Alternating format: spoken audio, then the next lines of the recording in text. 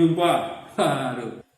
Jadi dan sekarang saya masih pakai topi terbalik karena di belakang ada merek. Dan ini masker kedua karena saya katakan bahwa kemarin dikasih 2 sama kelurahan, sehingga ini masker kedua warnanya sama. Bersyukur berkat rahmat Tuhan Yang Maha Esa kita masih ketemu lagi, dan saya tetap selalu mendoakan agar supaya yang melihat tayangan ini selalu diberikan kesehatan, semangat, ya, dan juga bahagia itu, walaupun nggak punya duit, bahagia. Ya. Baik, kita coba untuk, karena banyak permintaan, kita mengulas sedikit tentang kegiatan sistem informasi yang sudah ada di tayangan-tayangan sebelumnya, dan ini adalah seri video tentang pembelajaran analisa perancangan sistem informasi, ya.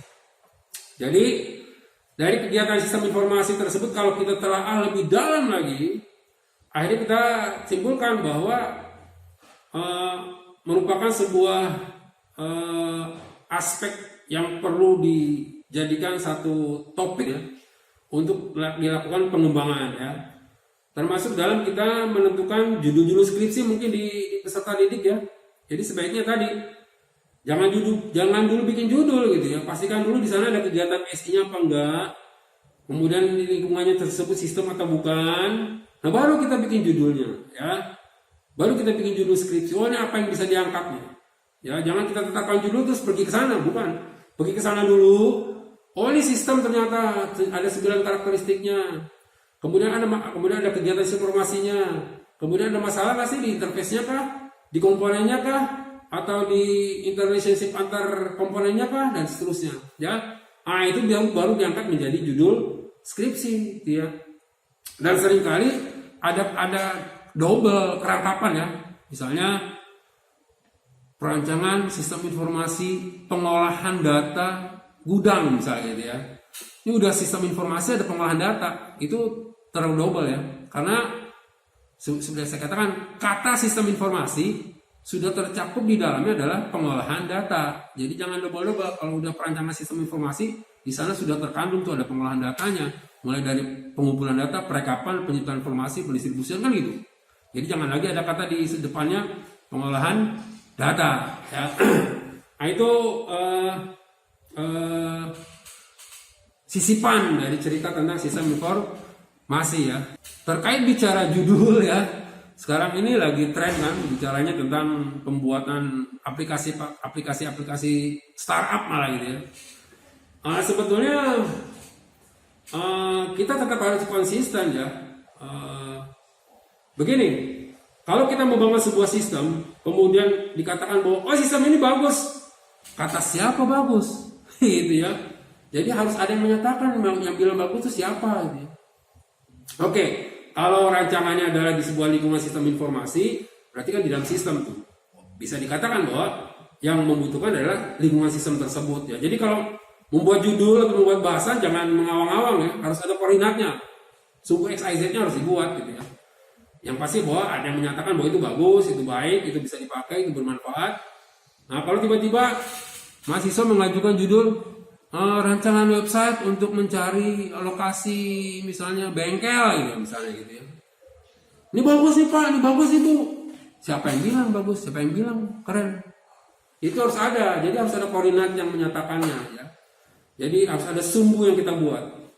Ya, setidaknya kan harus ada pengakuan misalkan dari pakarnya. Kalau perlu kita kirim kuesioner, kita kirim judul tersebut, kita kirim kuesionernya kepada para pakar-pakar yang bidang IT juga misalnya, ya. Banyak lah pakar-pakar, profesor-profesor di Jakarta juga banyak, ya. Yang kita bisa kirim email, kemudian dibikin kuesionernya, kemudian dia jawab apakah skripsi ini memberikan pengayaan ilmu pengetahuan misalnya, apakah ini tidak ada itu salah satu pengayaan, ya.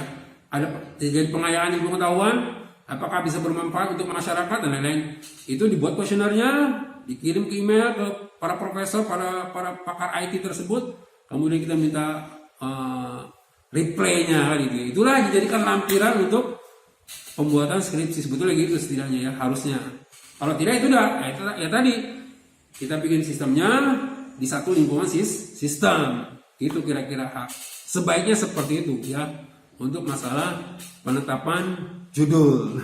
Oke, sekarang kita bicara kembali ke masalah object oriented programming tadi ya.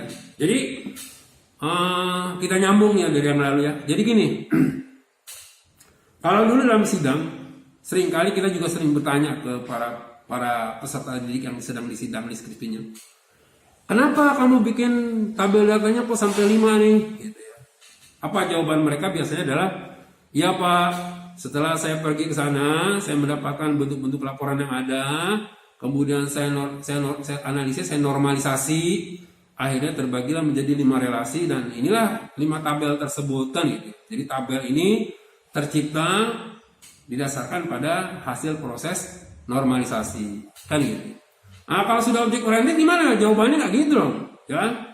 Karena kita tidak menggunakan konsep normalisasi, ya.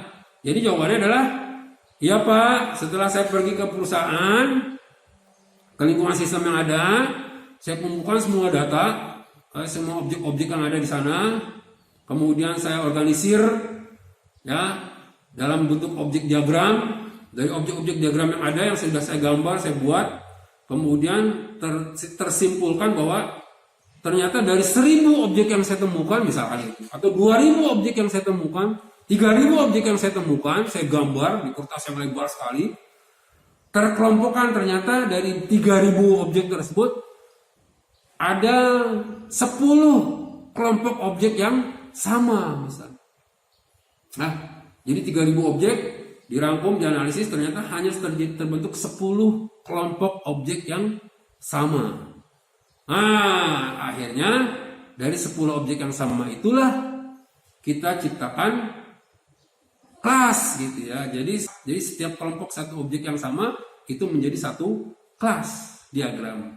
Ya, dalam kelas diagram berarti ada 10 kelas. Masing-masing kelas tersebut adalah merupakan sebuah tabel jadinya.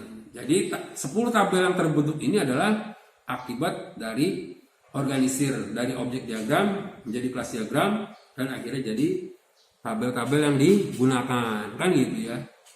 Jadi perlu diingat tuh, seringkali banyak artikel yang menyatakan bahwa kalau ada pertanyaan objek itu apa itu objek? Objek adalah kelas. Jadi dia menjelaskannya dari kelas ya, sebetulnya terbalik ya. Kalau sedang bicara objek, jangan bicara kelas, karena kelas terbentuk gara-gara objek. Ya, tapi kalau lagi bicara tentang kelas, boleh kita bicara tentang objek. Kelas adalah kumpulan objek yang sama, kan gitu, yang punya instans yang sama. Nah, ya, makanya materi normalisasi pada objek diagram sudah tidak cocok ya. Sebaiknya sudah menggunakan konsep objek diagram. Jadi kita kumpul objek diagram jadi kelas dan seterusnya ya. Begitu tambahan sisipan dari materi-materi yang sebelumnya sudah kita bahas ya.